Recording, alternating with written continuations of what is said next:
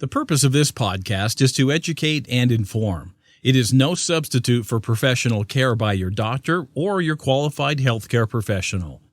Never disregard or delay professional medical advice because of something you've heard on this podcast or in any linked material. Guests who speak on this podcast express their own opinions, experience, and conclusions. Dr. Shirley neither endorses nor opposes any particular opinion discussed on this podcast. The views expressed on this podcast have no relation to those of any academic, hospital, practice, institution, or other entity with which Dr. Shirley may be affiliated. Welcome to Forever FAB, the podcast on fashion, the art of living, and all things beauty. This podcast is curated by Dr. Shirley Madhere, MD, as the definitive source of holistic wellness through beauty.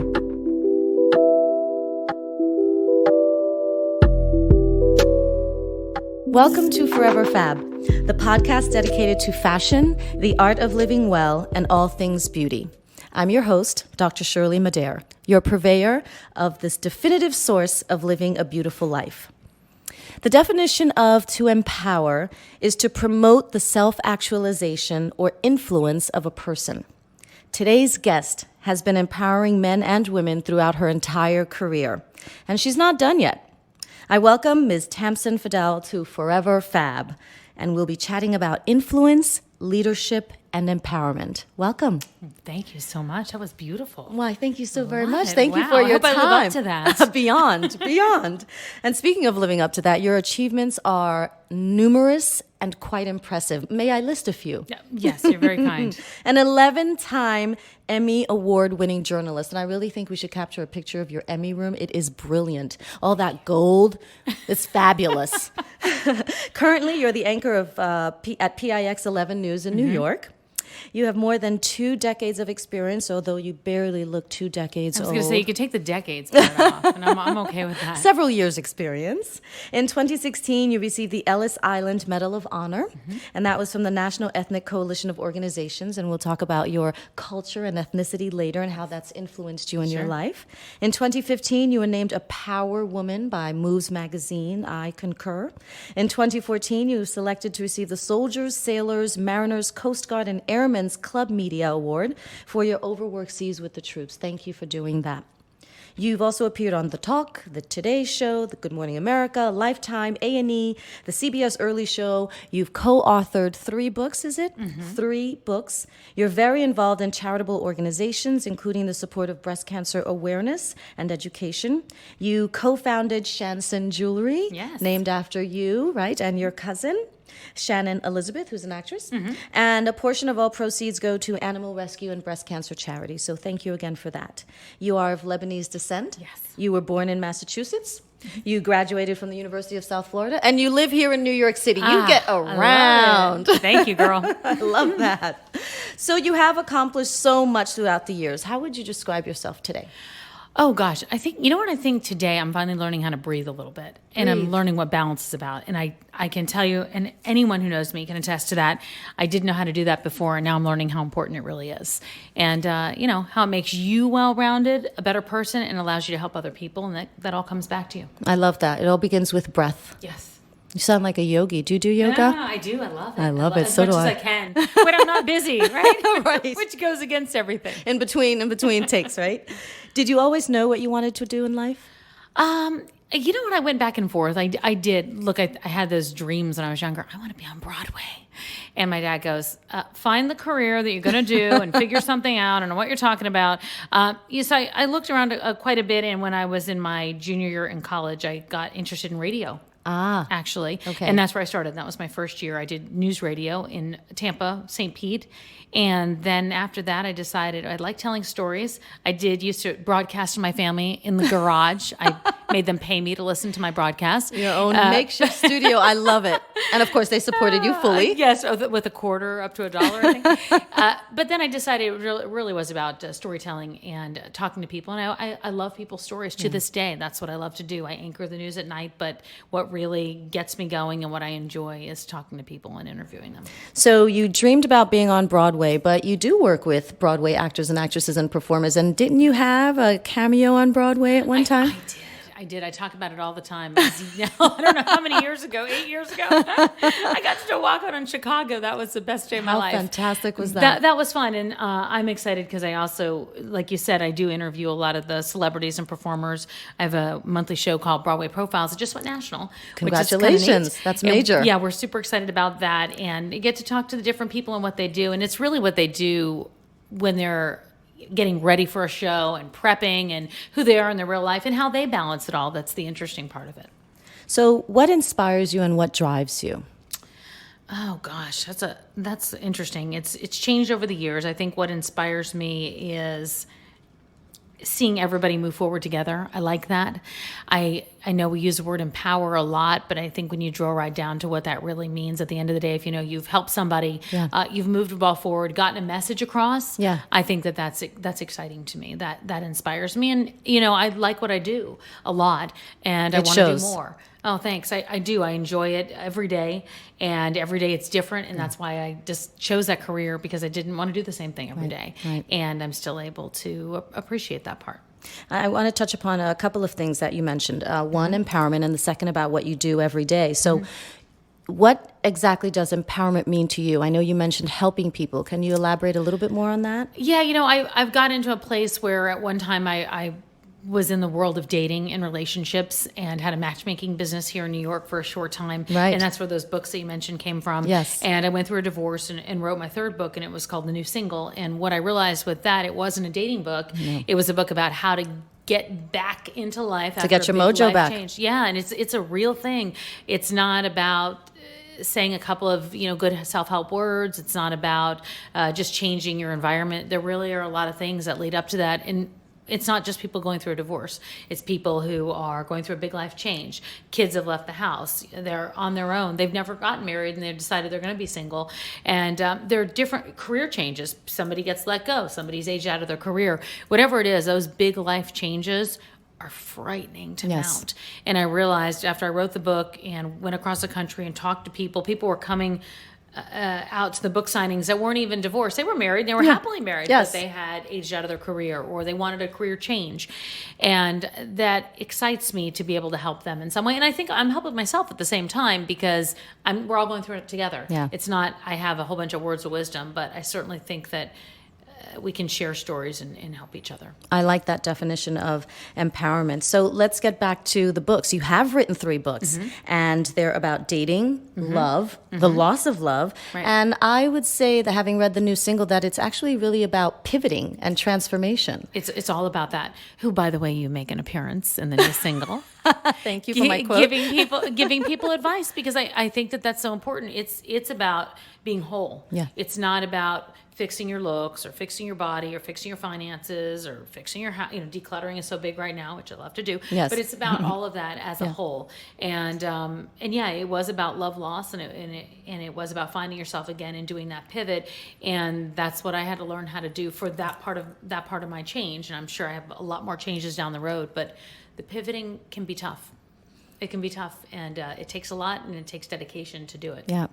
But thankfully, we have people like you who are helping people along through their transformations of various sorts. And I really appreciate that your approach to it is holistic, just like my practice of plastic surgery is holistic. So holism, if you will, is really transcends everything. I absolutely agree. And I think, I don't know if we know it when we're younger or not. I don't know if we learn it as we move forward in life, but I've certainly learned that, and I've certainly come to appreciate it more and more. That's fantastic. So what projects are you working on now? I've got the Broadway show, which is exciting. That takes up time when I'm off the air. With the news. The news is a priority. Yes, no kidding. Broadway show comes second. Yes. And then, I'm working on a documentary right now, and it really is about pivot and women moving into the next part I'm very excited about that. Can you elaborate? Yeah, I can't say the title of it yet, but I can talk about what it is. And because I started a segment at work called Changemakers, and it was really about people that have done a whole bunch of change in their lives, whatever it is. They're helping people through a nonprofit. They're in a retail space. They started a business in a basement, and now it's a multi-million-dollar business in stores everywhere. Very inspiring. Or online. Yeah, I love that. And I wound up seeing that a lot of these people had done this as kind of their second act, the second part of their lives. And that really, really inspired me. So I'm working on a documentary about that with a book to go along with it, a companion book. And I hope that, I got to tell you something, selfishly, I think it motivates me. I hope it motivates everybody else as much. Yes, but I'm sure it will. It certainly does for me, because we're living longer these days. We have more to offer. It's not a time where we just take one career and say, okay, I'm done with my career, wrapped up, and I'm going to retire, and that's it. I see people doing tremendous things starting at 60 years old. And that's not something we saw before. And I don't think that our parents, did that. And so we're kind of that generation doing it. And that's exciting for me to find those people, interview them, and see how they do it and see what their secret is, because everybody has their own secret. Very true. Yeah. I'm really excited about that Thank you. project. So am I. I can't So am wait. I. You must let us know when that's about to launch. I will bring Okay. you back here. And we will bring you back here too.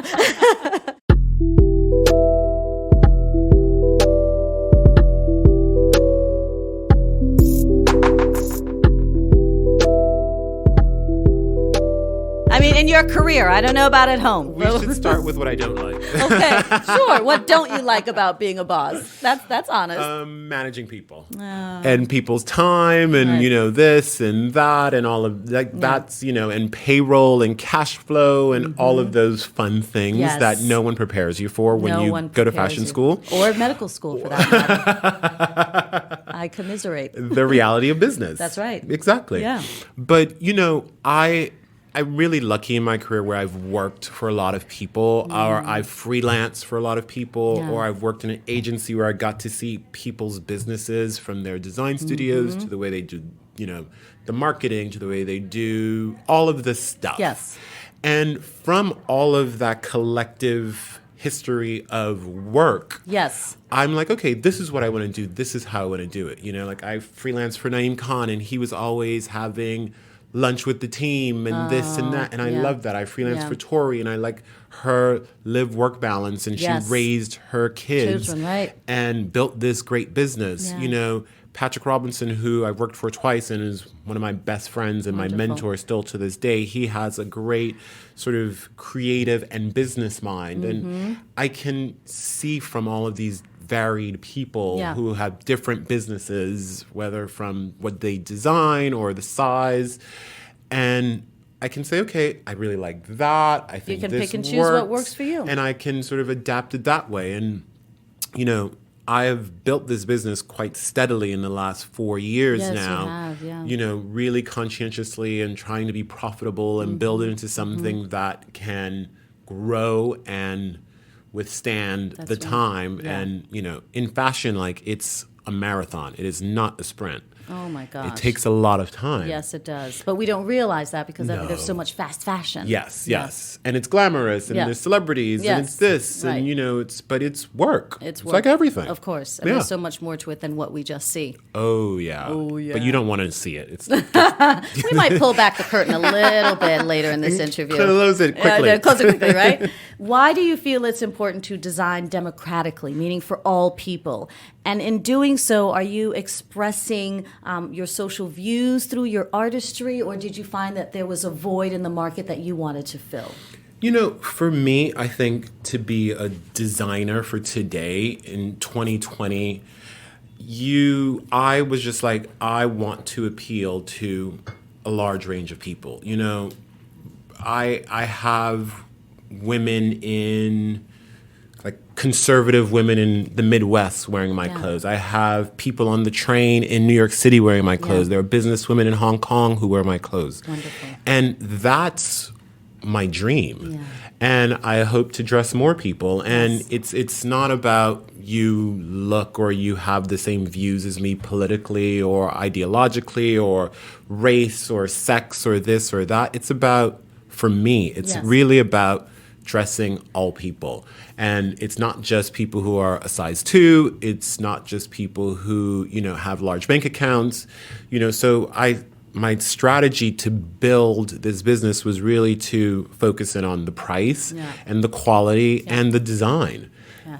Because and you do all of it well. Oh, I hope so. Yes, you do.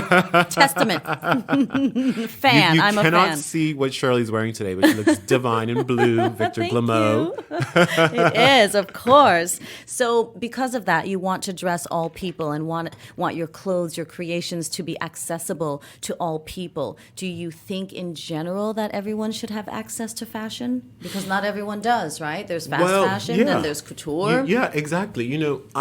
I do. I don't think my industry does. I think some people, I should say, want things to be like they were, where it was really, you controlled who got it, how they got it, and where they got it. Right. But that doesn't exist anymore. If I go to a store and see something and then go home and buy it online, it's still a sale. That's right. If I see it online and then go to a store and try it on and buy it there, it's the same thing. Right. And I just think people are now deciding when and how they shop. Right. And I think that's great. Power to the people. Exactly. Like, why not? Why not? I mean, after all, I like to decide what I'm wearing. And you do it quite well. Thank you. I do particularly think that today my outfit is impeccable. You have a lot of experience in business, as you mentioned, the business of fashion. What would you say is the most impactful thing that your experiences and all your freelancing taught you about fashion as a business and about having a brand? All of my varied experiences taught me two things: patience, which I still have to remind myself of every single day. Yeah.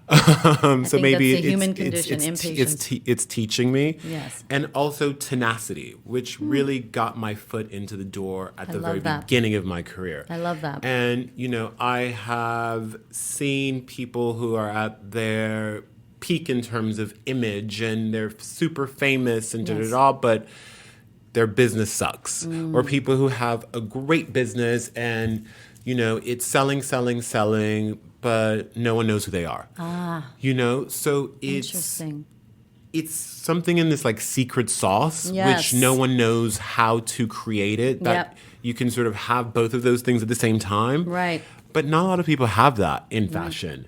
Right. And do you think that secret sauce is something that's taught, or something learned, or something that you just kind of feel out once you're out here? I think it's about really persevering and like sticking to it. If you look at someone like a Michael Kors, who is a global brand, all over, wherever I travel, like you see a Michael Kors bag everywhere you go. Yeah.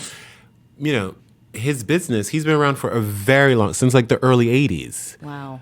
And I just realized that it's been the early 80s. Yeah. And I think I know a lot about fashion, but I didn't realize how early Michael Kors had been around. Definitely. And his business has been up, and he's worked for other people, and he's done this, and he's done that. And that's about tenacity, and that's about patience.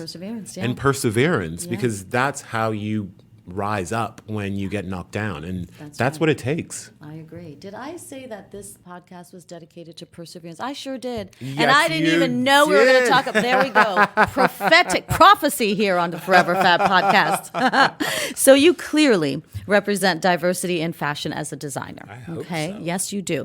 But what about inclusivity?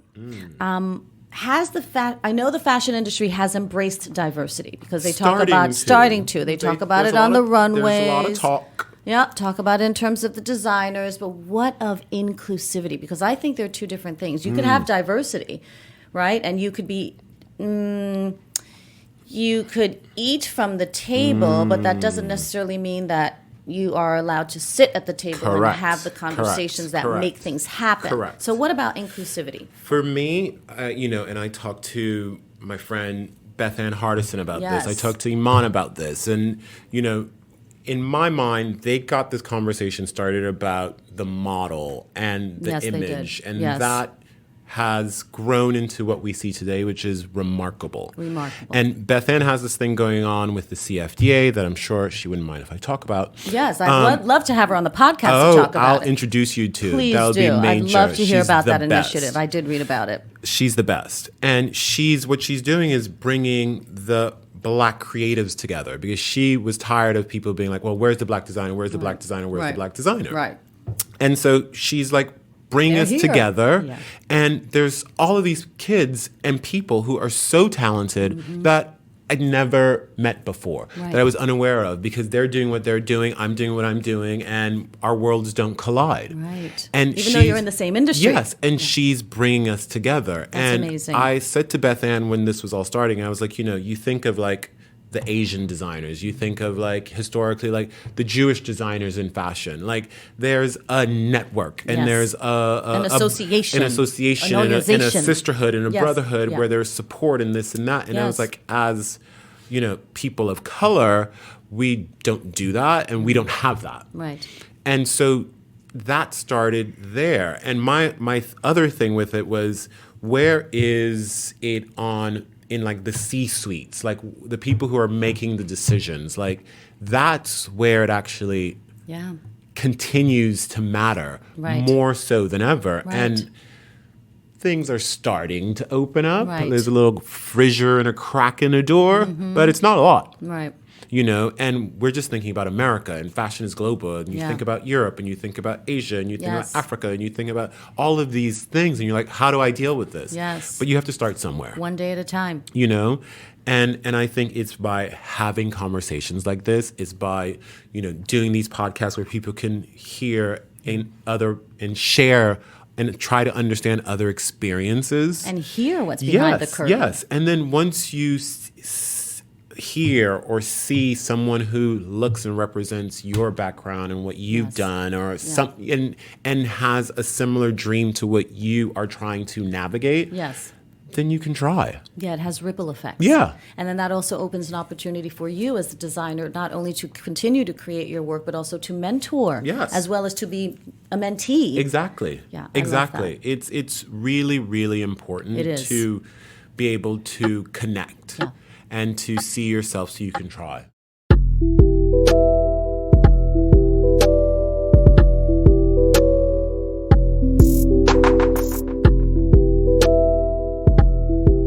And so I turned to coaching to be coached. And I found an incredible mindset coach who was so impactful and supportive of my journey and helping me understand my mindset, its impact on my body, perhaps the mind-body connection, because that's huge.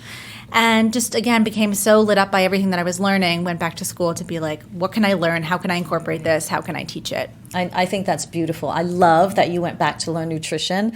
I did the same, actually, just a few years ago. Oh, yes, I did the same, and I thought there's something missing. And I always knew intuitively, food and nutrition and inner health, but this beauty thing, that I'm trying to do and augmenting with plastic surgery and healing, etc. I was like, I just have to learn more. And the nutrition that I learned in med school was just not enough. So I went and got a certificate in integrative nutrition. So I'm right there with you, sister. Literally.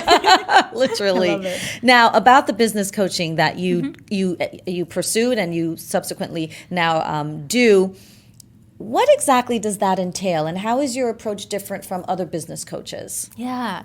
Besides, you're just freaking fabulous, so that in and of itself is like enough. But I'm just saying, in your own words, Imagine if that was my curriculum. Well, I'm just fabulous. Isn't that enough? I would sign up. Yes, I'm sorry. So what does business coaching entail, and how is your approach different? So I believe that we teach and share from our lived experience. So in that way, there's space for all of us. So many of us are, going to the same coaching schools or the same medical schools, and we think that, well, we're all teaching the same thing. How are we unique? But when we teach from our authenticity and our lived experience, that's where the pivot is. That's where the juiciness is. So my work combines traditional business coaching with mindset coaching and wellness coaching, because I believe we have to look at all three of those pieces with the same due diligence to live well and whole. And we have to support ourselves in the center of our businesses. It's not just, what's the revenue and profitability I want to achieve, but how do I want to feel as I'm journeying towards that? What lights me up? Who do I want to be? Who do I feel called to be? What do I want to impact? Yeah. All of those things are so important. It's true. And you should be asking yourself, if I may say, not only how do I want to contribute to the world, but how do I want to contribute to a better life for myself so I can keep doing what it is that I love? Yes. One of the things we talked about before we started recording was self-sacrifice and that not being a contribution. Yes. And so many of us, as founders, we tend to think, okay, keep your head down, stay in the hustle, produce the work, create something beautiful, but we're not taking care of ourselves. And that's not a contribution. We have to be able to show up fully for the work, for our people, for the impact. I'm glad that you repeated that for me because I'm going to quote you, self-sacrifice is not a contribution.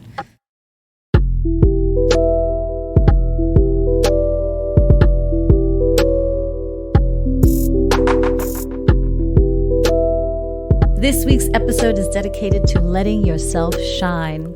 And who better to discuss this with me than Franklin Myrtle? We are talking today about dapper gents, why dressing up matters. Welcome to my interview with Franklin Myrtle. And Franklin, thank you for joining me. No, thank you. It's my pleasure. Who Clearly, are you it's my wearing pleasure. today? Well, today I'm wearing a custom piece, a.k.a. by Franklin Myrtle. Not the accessory is not clearly mine, but I made them. But the Wow. suit is all mine. You really have to see what's in the back of it. Can I turn around so they can Please, see? yes, show me. Turn around. We're going to have to. Wow, that's It's like. breast cancer awareness, of course. Oh, so that's what you did. That is a beautiful piece. Do you make them for women also? Not yet, but soon to be. And soon to be. for this interview, for this podcast, I am wearing Yes. David Ford sunglasses. Am I not? Yes, you are. Thank the you. David Ford. You went actually the latest custom presidential David Ford. Presidential. I like that. Yes, indeed. Should I run? Isn't she look great? She looks marvelously Thank great. you. Thank you. Perfectly made for you.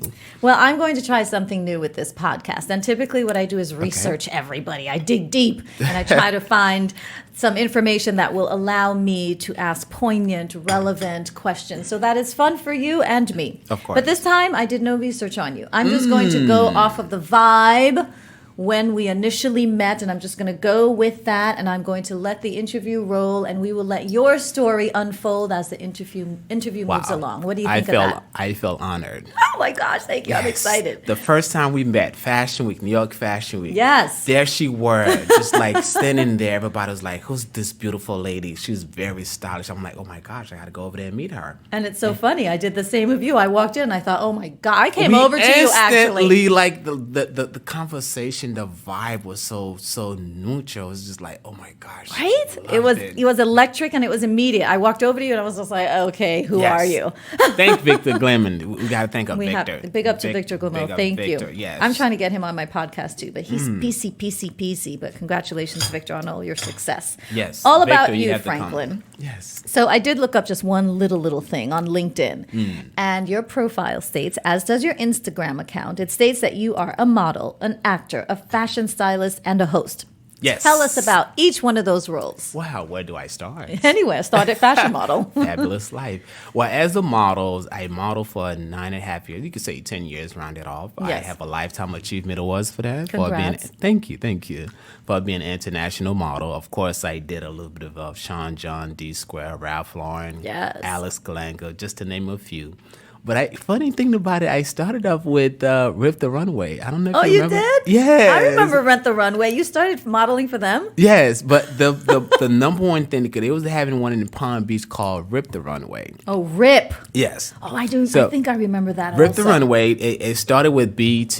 I don't know if you remember that BET was doing a Rip the Runway. Yes. So it started with that. And then I was the headline because at that time I literally had an 8-pack. Wow. Like my body was like, I was like a gem freak. Who's your plastic surgeon? My parents. Good answer. I love My that. That was parents. a trick question. I love Well, that. they were my parents. I Good had to thank answer. them. Good And the answer. fact that I have a little bit of Caribbean in me, so yes. Yes, of All course. that natural. That food. lean. Of course. So you have an international award for being a model, Yeah, international model as well as a International fashion model.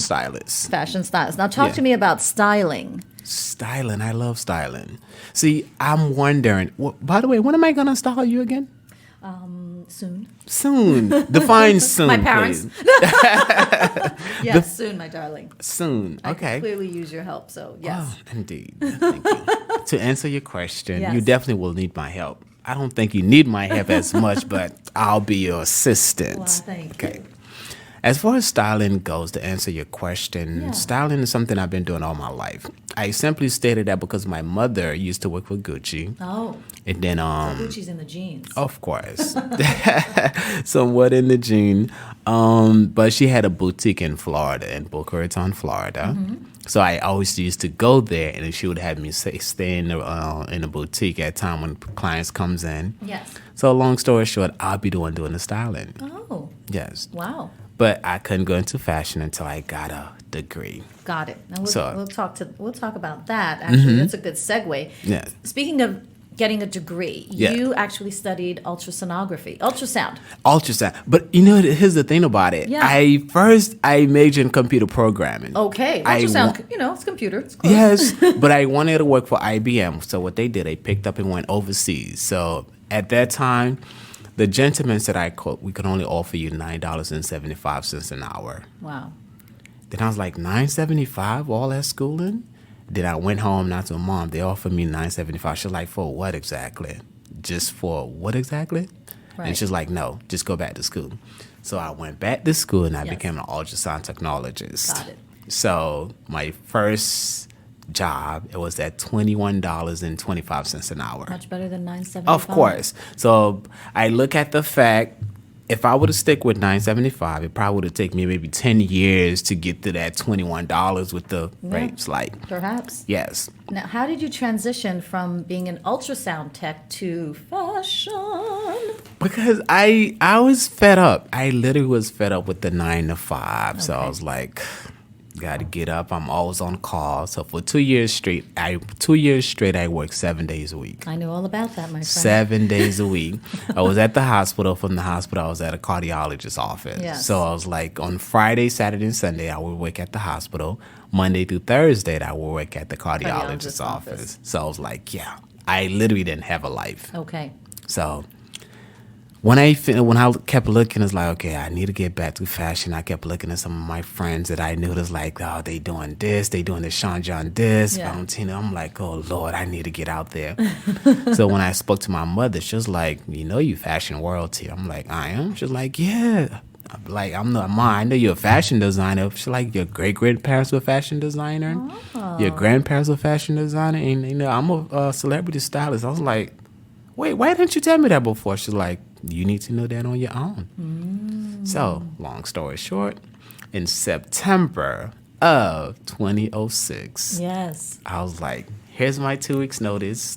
Wow. Yes. So since September 2006, I haven't had a regular 9 to 5 since you have then. never had a regular 9 to 5. Oh, You have no. never looked at an ultrasound again. I looked at it when, in terms when I got, certain times I get called as a specialist because, Yes. like you got to keep your medical license. Yes. So long story short, it's like, yeah, but 9 to 5, no. I can't imagine when you walk into the hospital with your style. Yes. Everything must stop. Even the machines must stop beeping. Like beep, beep, beep, beep, beep. Even the machine wanted an ultrasound. Let's talk Just about being candid. fashion and why you love it so much. What does it mean to you? Why is fashion so much a big part of your life? Well, fashion is such a big part of my life. It means a lot to me, consider the fact that we are fashion. We are people say fashion. I'm like, what does that mean exactly? Because you do wear clothes 24/7. Yes. You do style yourself. So all together, you've been a fashion or fashionista all your life because True. you've been wearing clothes ever since you were a kid. So it means so much to me because I love dressing up. I love making. It shows. Oh, thank you. I love when people say, you look great. You look wonderful. Yes. I love what you're wearing. Yeah. You suave. So I got the nickname of suavologist. Suavologist. I'm Yes. writing that down. Is there an E at the end of that? Or is it SUAVO? No, it's SUAVE. Oh, there is an Or- E. Yes. Oh, okay. Ologist. Suavologist. I got it. Suavologist. We're going to hashtag that. Of course, suave means cool, calm, and collective. Ologist means Yes, to study. So that's put it all right. together, suavologist. I love it. So why do you believe it's important to have? So let's make a little bit of a distinction between fashion Okay. and style. Okay. So you mentioned that everyone is sort of their own fashionista, their own stylist, because we wake up every morning and we decide what to wear. Correct. Now, what about style? How is that different from fashion for you? Well, it's different because you looked at it. Certain people will love to wear name brands. For example, if you were to say Valentino, Yes. or Speaking of. Gucci, speaking Yes. of, which you fabulously wearing quite well. Thank you. You're welcome. So certain people would love to wear name brands, not necessarily very stylish with it, if that makes sense. I understand. So if you understand it, someone who's very advanced with fashion, right? you could give them a budget, say $500, Yes. versus someone who's wearing a $5,000 budget. The Yes. person who's wearing $500 budget looks more extravagant than the person that's wearing $5,000. Got it. Because he or she took their time to put it together Okay. and make a statement piece out of it. So there was some intentionality to it. Of course. And that's what you think distinguishes fashion from style. Yes. I think I like that. I like that. Intention. Yes. Thank you for listening to this week's episode of Forever Fab, the podcast on fashion, the art of living, and all things beauty, curated by Dr. Shirley Madhere, MD. Live beautifully and help make the world a more beautiful place.